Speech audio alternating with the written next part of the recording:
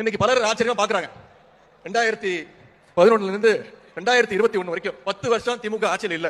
ஆனா இப்போ தொடர்ந்து அனைத்து தேர்தலையும் மக்களுடைய ஆதரவை பெற்று வெற்றி.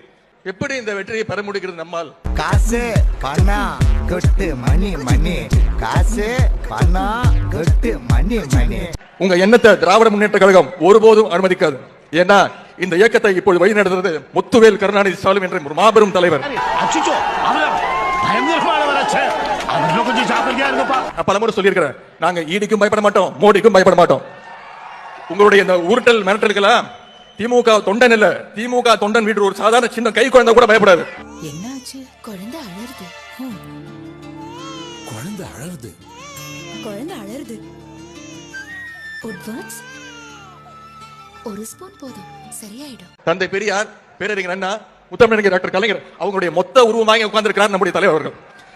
ஒரு மனுஷன் போய் பேசலாம், ஆனா ஏக்கர் கணக்கில் எல்லாம் பேசக்கூடாது.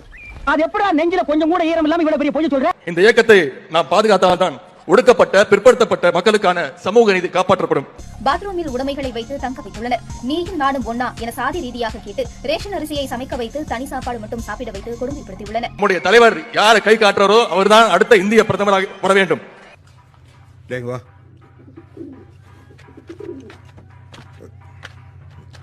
நீலவா, கபிலவா.